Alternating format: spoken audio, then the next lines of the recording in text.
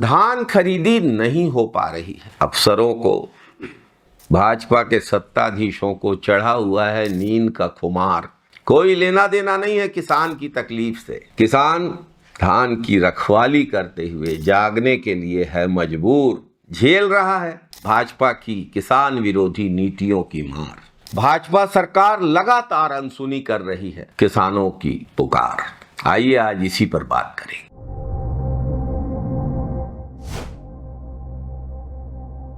नमस्कार साथियों, किसान लगातार भाजपा सरकार में झेल रहे हैं अत्याचार। गिरदावरी, राजस्व विभाग ने खिलवाड़ किया है किसानों के साथ।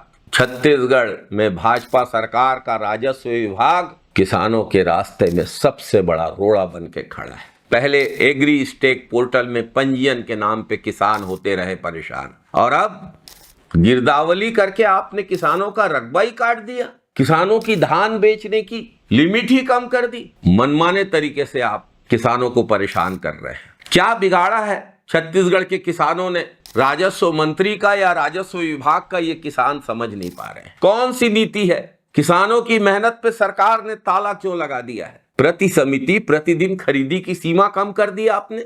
गिरदावरी के नाम पर धान बेचने की सीमा कम कर दी आपने। टोकन भी कम कट रहे हैं। किसान लाइन में खड़े हैं, मोबाइल में घूमता हुआ हरे रंग का गोला देख रहे हैं। किसान परेशान है और सरकार कह रही है कि हम व्यवस्था सुधार रहे हैं। किसानों के रकबे काटकर आप व्यवस्था सुधारेंगे? सोसाइटी में धान खरीदी कम करके आप व्यवस्था सुधारेंगे, या टोकन कम करके आप व्यवस्था सुधार रहे हैं? किसानों पर दोहरी तिहरी मार पड़ रही है। इस सरकार की आंखें खुल नहीं रही। सोसाइटियों में हाहाकार मचा हुआ है। किसान पूछ रहा है टोकन कब कटेगा, हमारा धान कब बिकेगा।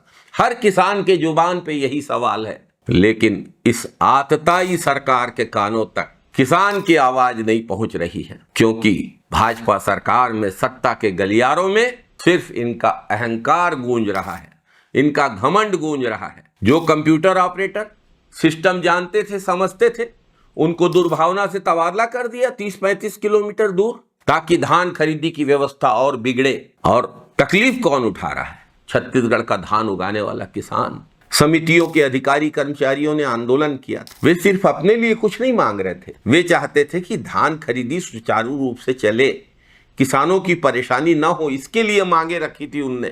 लेकिन भाजपा सरकार ने अपने घमंड में उस आंदोलन को कुचल कर रख दिया, गिरफ्तार किया साथियों को, उनकी मांगों को रौंद दिया पैरों तले।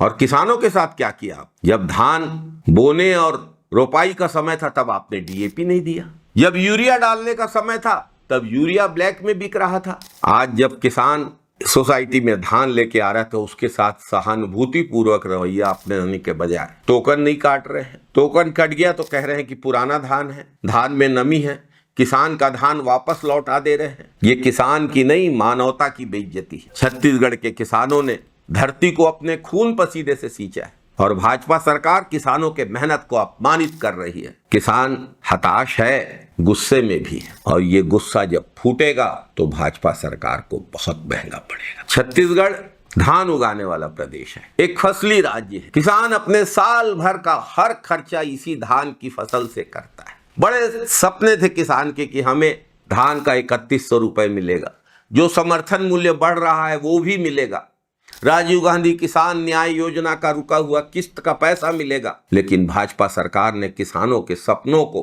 चकनाचूर कर दी। पुरखों ने छत्तीसगढ़ राज्य की मांग क्यों की थी? ताकि किसानों को उसकी फसल का सही दाम मिले, मजदूरों को उसके काम का सही दाम मिले। छत्तीसगढ़ का स्वाभिमान, छत्तीसगढ़ की पहचान और छत्तीसगढ़ की अस्मिता का सम्मान हो, छत्तीसगढ़ के मजदूर, किसान, गरीब का सम्मान हो। लेकिन भाजपा सरकार पुरखों के सपनों को कुचलने में लगी है। सवाल सिर्फ इतना है कि कब तक सत्ता का नशा किसानों की तकलीफों को अनदेखा करता रहेगा? कब तक? किसान तो सो नहीं पा रहा है अपने धान की रखवाली के लिए, लेकिन जब जब किसान जागा है तब तब सत्ता का सिंहासन हिलता है, और हिलेगा। सत्ता को अपनी कुंभकर्णी नींद तोड़ना होगा। जय जवान, जय किसान, जय छत्तीसगढ़, जय जय छत्तीसगढ़।